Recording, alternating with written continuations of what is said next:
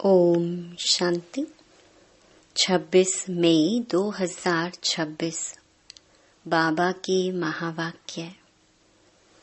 मीठे बच्चे, सदा इसी खुशी में रहो कि स्वयं भगवान हमें टीचर बनकर पढ़ाते हैं। हम उनसे राजयोग सीख रहे हैं, प्रजा योग नहीं। प्रश्न: इस पढ़ाई की खूबी कौन सी है? तुम्हें कब तक पुरुषार्थ करना है? उत्तर: यह पढ़ाई जो बहुत समय से करते आ रहे हैं, उनसे नए बच्चे तीखे चले जाते हैं। यह भी खूबी है जो 3 मास के तीखी बुद्धि वाले तीव्र पुरुषार्थी नए बच्चे पुरानों से भी आगे जा सकते हैं। तुम्हें पुरुषार्थ तब तक करना है जब तक पूरे पास ना हो, कर्मातीत अवस्था ना हो, सब हिसाब किताब छूट ना जाए। ओम शांति। बच्चे कहाँ बैठे हैं? बेहद के बाप के स्कूल में। बहुत ही ऊंचा नशा होना चाहिए बच्चों को। किसके बच्चों को? बेहद के बाप के बच्चों को अथवा रूहानी बच्चों को। बाप रूहों को ही पढ़ाते हैं, गुजराती व मराठी को नहीं पढ़ाते हैं। वह तो नाम रूप हो गया। बाप पढ़ाते ही हैं रूहों को। तुम बच्चे भी समझते हो हमारा बेहद का बाप वही है जिसको भगवान कहते हैं। भगवानुवाच भी है जरूर, परंतु भगवान किसको कहा जाता है यह समझते नहीं हैं। कहते भी हैं शिव परमात्मा नमः। परमात्मा तो एक ही है, वह है ऊंच ते ऊंच निराकार। तुमको श्री कृष्ण भगवान नहीं पढ़ाते, ना पढ़ाया था। तुम जानते हो हम आत्माओं का बाबा हमको पढ़ा रहे हैं। भगवान तो निराकार ही ठहरा। शिव के मंदिर में जाते हैं, उनकी पूजा भी करते हैं, तो जरूर कोई चीज है। नाम रूप से न्यारी कोई चीज थोड़ी होती है। यह भी तुम अब समझते हो। सारी दुनिया में कोई भी नहीं जानते हैं। तुम भी अभी जानने लग पड़े हो, बहुत समय से जानते आए हो। ऐसे भी नहीं बहुत समय से आने वालों से नए तीखे नहीं जा सकते हैं। यह भी खूबी है। 3 मास के नए बच्चे भी बहुत तीखे हो सकते हैं। कहते हैं बाबा, इस आत्मा की बुद्धि बहुत तीखी है। नए जब सुनते हैं तो बड़े गदगद होते हैं। हैं तो सब गॉडली स्टूडेंट। निराकार बाप ज्ञान का सागर पढ़ा रहे हैं। भगवानुवाच भी गाया हुआ है, परंतु कब वह भूल गए हैं। अभी तुम बच्चे जानते हो ऐसे भी कोई होते हैं जिनका बाप टीचर होता है, परंतु वह सिर्फ एक ही सब्जेक्ट पढ़ाएंगे। दूसरी सब्जेक्ट लिए दूसरा टीचर पढ़ाएंगे। यहाँ तो बाप सब बच्चों का टीचर है। यह वंडरफुल बात है। ढेर बच्चे हैं जिनको निश्चय है शिव बाबा हमको पढ़ाते हैं। श्री कृष्ण को बाबा कह नहीं सकते, श्री कृष्ण को ऐसे टीचर गुरु भी नहीं समझते। यह तो प्रैक्टिकल पढ़ा रहे हैं। तुम भिन्न भिन्न प्रकार के स्टूडेंट्स बैठे हो। बाबा टीचर पढ़ाते हैं जब तक तुम पास हो जाओ। कर्मातीत अवस्था को पालो, तब तक पुरुषार्थ करना है। कर्मों के हिसाब किताब से छूटना है। तुम्हें अंदर में बड़ी खुशी होनी चाहिए। बाबा हमको ऐसी दुनिया में ले जाते हैं और कोई ऐसे स्कूल होते नहीं जो बच्चे बैठे हों और समझें परम धाम निवासी बाबा आकर हमें पढ़ाएंगे। अभी तुम यहाँ बैठते हो तो समझते हो हमारा बेहद का बाबा हमको पढ़ाने के लिए आते हैं, तो अंदर में बड़ी खुशी होनी चाहिए। बाबा हमको राजयोग सिखा रहे हैं। यह प्रजा योग नहीं, यह है राजयोग। इस याद से ही बच्चों को खुशी का पारा चढ़ना चाहिए। कितना बड़ा इम्तिहान है और तुम बैठे कितने साधारण हो। जैसे मुसलमान लोग बच्चों को दरी पर बैठ पढ़ाते हैं, तुम इस निश्चय से यहाँ आते हो। अब बाप के सम्मुख बैठे हो। बाबा भी कहते हैं मैं ज्ञान का सागर हूँ। मैं कल्प कल्प आकर राजयोग सिखाता हूँ। श्री कृष्ण के 84 जन्म कहो व ब्रह्मा के 84 जन्म कहो, बात एक ही है। ब्रह्मा सो श्री कृष्ण है। यह बुद्धि में अच्छी रीति धारण करना है। बाप के साथ बड़ा लव रहना चाहिए। हम आत्माएं उस बाप के बच्चे हैं। परम पिता परमात्मा आकर हमको पढ़ाते हैं। श्री कृष्ण तो हो ना सके, ऐसे थोड़े ही श्री कृष्ण ने पढ़ाया होगा। ताज आदि उतार कर आया होगा। अब पढ़ाने वाला तो बुजुर्ग चाहिए। बाप कहते हैं मैंने बुजुर्ग तन लिया है, यह फिक्स है। शिव बाबा ब्रह्मा द्वारा ही पढ़ाते हैं, कहते भी हैं बरोबर परम पिता परमात्मा ब्रह्मा द्वारा स्थापना करते हैं। अब ब्रह्मा कहाँ से आया, यह समझते नहीं है। बाप बैठ घड़ी घड़ी बच्चों को सुजाग करते हैं, माया फिर सुला देती है। अब तुम सम्मुख बैठे हो, समझते हो कि मैं तुम्हारा रूहानी बाप हूँ। मुझे जानते हो ना। गाते भी हैं परम पिता परमात्मा ज्ञान के सागर हैं, पतित पावन दुख हरता सुख करता है। श्री कृष्ण के लिए यह कभी नहीं कहेंगे। सबको इकट्ठा तो पढ़ा नहीं सकते। मधुबन में मुरली चलती है, वह फिर सब सेंटर्स पर जाती है। तुम अभी सम्मुख हो, जानते हो कल्प पहले भी बाबा ने ऐसे पढ़ाया था। यही समय था जो पास्ट हो गया, वह फिर अभी प्रेजेंट होना है। भक्ति मार्ग की बातें तो अब छोड़ देनी है।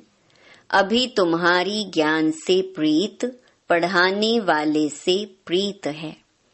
कोई कोई जब टीचर से पढ़ते हैं तो उनको सौगात देते हैं। यह बाबा तो खुद ही सौगात देते हैं। यहाँ आकर साकार में बच्चों को देखते हैं, यह हमारे बच्चे हैं। यह भी बच्चों को ज्ञान है। सब 84 जन्म नहीं लेते हैं। कोई का एक जन्म तो भी उसमें सुख दुख पास करेंगे। अभी तुम इन सब बातों को समझ गए हो। यह मनुष्य सृष्टि का सिजरा है। पहले नंबर में है ब्रह्मा, सरस्वती, आदि देव, आदि देवी। पीछे फिर अनेक धर्म होते जाते हैं। वह है सर्व आत्माओं का बीज, बाकी सब हैं पत्ते। प्रजापिता ब्रह्मा सबका बाप है। इस समय प्रजापिता हाजिर है। यह बैठ शूद्र से कन्वर्ट कर ब्राह्मण बनाते हैं। ऐसे कोई कर ना सके। बाप ही तुमको शूद्र से ब्राह्मण बनाए, फिर देवता बनाने लिए पढ़ा रहे हैं। यह है ही सहज राजयोग की पढ़ाई। राजा जनक ने भी सेकंड में जीवन मुक्ति को पाया, अर्थात स्वर्गवासी बन गया। मनुष्य गाते तो रहते हैं, परंतु फिर भी समझा नहीं सकते। अब बाप कहते हैं, बच्चे देही अभिमानी बनो। तुम अशरीरी आए थे, फिर शरीर लेकर पाट बजाया। बरोबर 84 जन्म लिए हैं। बाप जो ट्रुथ है वह सत्य ही बताएंगे। राजधानी हुई ना। राजयोग एक थोड़े ही सीखेंगे। तुम सब अभी कांटों से फूल बन रहे हो। कांटा और फूल किसको कहते हैं, यह भी अब तुम समझ रहे हो। यह है ही छी कांटों की दुनिया। हम 84 जन्मों का चक्कर लगाए नरकवासी हुए हैं। फिर से वर्ल्ड की हिस्ट्री ज्योग्राफी रिपीट करेंगे। हम फिर से जरूर स्वर्गवासी बनेंगे। कल्प कल्प हम बनते हैं। घड़ी घड़ी यह याद करना है और नॉलेज समझानी है। यह लक्ष्मी नारायण सूर्यवंशी थे। क्राइस्ट आया उनके पहले बहुत थोड़े थे। राजधानी नहीं थी। अब बाप आकर सतयुगी राजधानी स्थापन करते हैं। स्थापना होती ही है संगम पर। अभी तुम्हारी बुद्धि में है कि यह है सच्चा सच्चा कुंभ का मेला।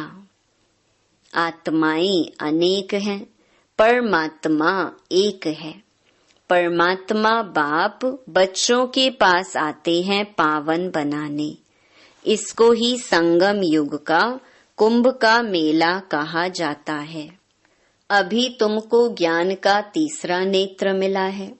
बाप आकर स्वर्गवासी बनाते हैं, फिर नरक पुरानी दुनिया का विनाश जरूर होना चाहिए। कल्प कल्प विनाश होता ही है।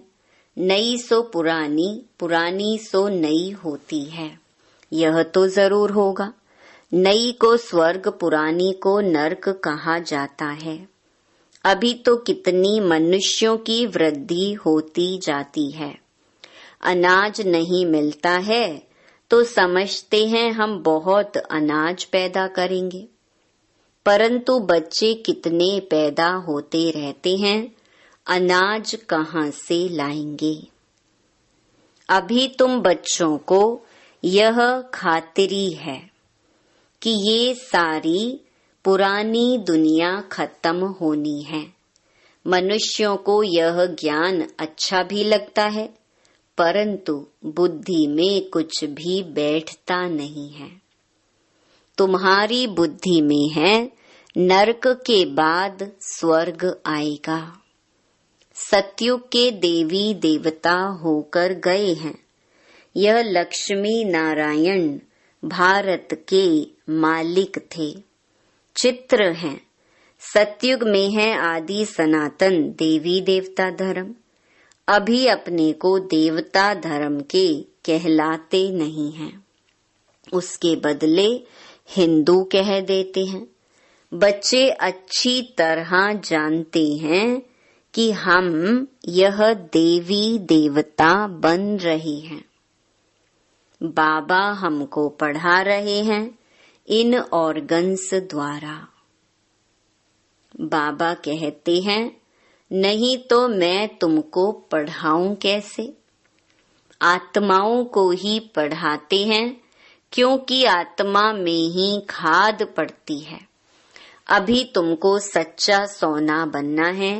गोल्डन एज से सिल्वर एज में आए, अर्थात चांदी की खाद पड़ने से तुम चंद्रवंशी बन जाते हो। सतयुग में गोल्डन एज में थे, वही फिर नीचे उतरते हैं, फिर वृद्धि भी हो जाती है। अभी तुम्हारी बुद्धि में है हम गोल्डन, सिल्वर, कॉपर, आयरन में 84 का चक्कर लगाकर आए हैं। अनेक बार यह पाठ बजाया है, इस पाठ से कोई भी छूट नहीं सकता। वो कहते हैं हमको मोक्ष चाहिए, लेकिन वास्तव में तंग तो तुमको होना चाहिए। 84 का चक्कर तो तुमने लगाया है। मनुष्य तो समझते हैं आना और जाना होता ही रहता है, इनसे क्यों ना हम छूटे। परंतु यह तो हो ना सके। गुरु लोग भी कह देते हैं तुम मोक्ष को पाएंगे। ब्रह्म को याद करो तो ब्रह्म में लीन हो जाएंगे। अनेक मत मतांतर भारत में ही हैं, और कोई खंड में इतने नहीं हैं। ढेर की ढेर मत हैं, एक न मिले दूसरे से। रिद्धि सिद्धि भी बहुत सीखते हैं, कोई केसर निकालते, कोई क्या। इसमें मनुष्य बहुत खुश होते हैं। यह तो है स्पिरिचुअल नॉलेज। तुम जानते हो स्पिरिचुअल फादर है हम आत्माओं का बाप। रूहानी बाबा रूहों से बात करते हैं, सत्य नारायण की कथा आकर सुनाते हैं व अमर कथा सुनाते हैं, जिससे अमर लोक का मालिक बनाते हैं, नर से नारायण बनाते हैं। फिर कौड़ी मिसल बन पड़ते हैं। अभी तुमको हीरे जैसा अनमोल जन्म मिला है, फिर कौड़ियों पिछाड़ी क्यों गवाते हो। यह दुनिया ही बाकी कितने वर्ष होगी। कितने लड़ाई झगड़े होते रहते हैं, सब खत्म हो जाएंगे। मौत सामने खड़ा है, फिर इतने लाख करोड़ कौन बैठ खाएंगे। क्यों नहीं इनको सफल करना चाहिए। यह रूहानी कॉलेज खोलने से मनुष्य एवर हेल्दी, वेल्दी, हैप्पी बन जाते हैं। सो भी यह कंबाइंड है, हॉस्पिटल और यूनिवर्सिटी। हेल्थ, वेल्थ, हैप्पीनेस तो है ही। बरोबर योग से आयु भी बड़ी मिलती है। कितने तुम हेल्दी बनते हो, फिर कारून का खजाना भी मिलता है। अल्लाह अवलदीन का नाटक दिखाते हैं ना। तुम जानते हो अल्लाह जो आदि सनातन देवी देवता धर्म स्थापन करते हैं, उसमें बहुत सुख है। नाम ही है स्वर्ग। तुम शांति धाम के रहवासी थे, फिर तुम पहले पहले सुख धाम में आए, फिर 84 जन्म लेते नीचे गिरते आए हो। कल्प कल्प हम तुम बच्चों को ऐसे बैठ समझाते हैं। तुम अपने जन्मों को नहीं जानते हो, मैं तुमको बताता हूँ। तुमने 84 जन्म लिए हैं, यह चोला पतित है। आत्मा भी तमो प्रधान हो गई है। बाबा राइट कहते हैं। बाबा कभी रॉन्ग कहेंगे नहीं। वह है ही ट्रुथ। सतयुग है ही वाइसलेस वर्ल्ड, राइटियस दुनिया। फिर रावण अनराइटियस बनाते हैं। यह है ही झूठ खंड। गाते भी हैं झूठी माया, झूठी काया, झूठा सब संसार। कौन सा संसार? यह सारा पुराना संसार झूठा है। सतयुग में सच्चा संसार था।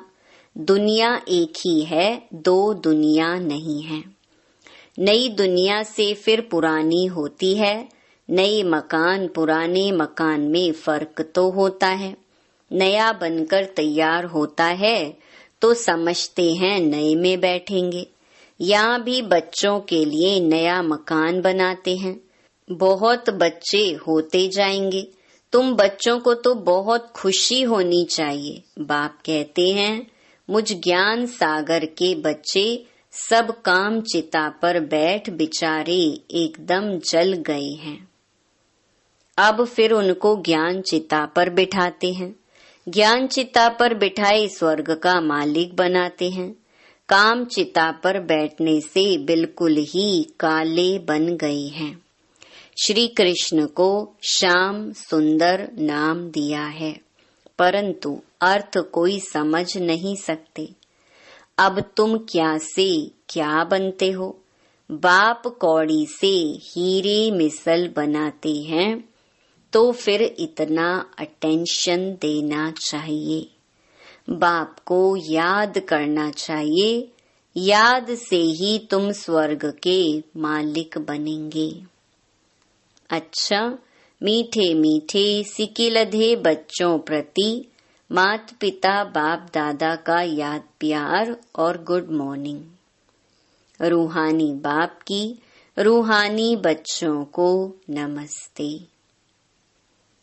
धारणा के लिए मुख्य सार। पहला, इस हीरे तुल्य अनमोल जीवन को कौड़ियों के पीछे नहीं गंवाना है। मौत सामने खड़ा है, इसीलिए अपना सब कुछ रूहानी सेवा में सफल करना है। दूसरा, पढ़ाई और पढ़ाने वाले से सच्ची प्रीत रखनी है। भगवान हमको पढ़ाने आते हैं, इस खुशी में रहना है। वरदान, कैचिंग पावर द्वारा अपने असली संस्कारों को कैच कर उनका स्वरूप बनने वाले शक्तिशाली भव। पुरुषार्थ का मुख्य आधार कैचिंग पावर है। जैसे साइंसदान बहुत पहले के साउंड को कैच करते हैं, ऐसे आप साइलेंस की शक्ति से अपने आदि दैवी संस्कार कैच करो। इसके लिए सदैव यही स्मृति रहे कि मैं यही था और फिर बन रहा हूँ। जितना उन संस्कारों को कैच करेंगे, उतना उसका स्वरूप बनेंगे। 5000 वर्ष की बात इतनी स्पष्ट अनुभव में आए जैसे कल की बात है। अपनी स्मृति को इतना श्रेष्ठ और स्पष्ट बनाओ, तब शक्तिशाली बनेंगे। स्लोगन, ब्राह्मण जीवन का श्वास खुशी है। शरीर भल चला जाए, लेकिन खुशी ना जाए। ये अव्यक्त इशारे सदा अचल अडोल एकरस स्थिति का अनुभव करो। एक धक से सौदा करने वाले एक के होने कारण सदा एकरस रहते हैं। बाकी जो थोड़ा थोड़ा करके सौदा करते हैं, एक के बजाय 2 नाव में पांव रखने वाले हैं, वह सदा कोई न कोई उलझन की हलचल में एक रस नहीं बनते हैं। इसीलिए सौदा करना है तो सेकंड में करो, दिल के टुकड़े टुकड़े नहीं करो। अच्छा, ओम शांति।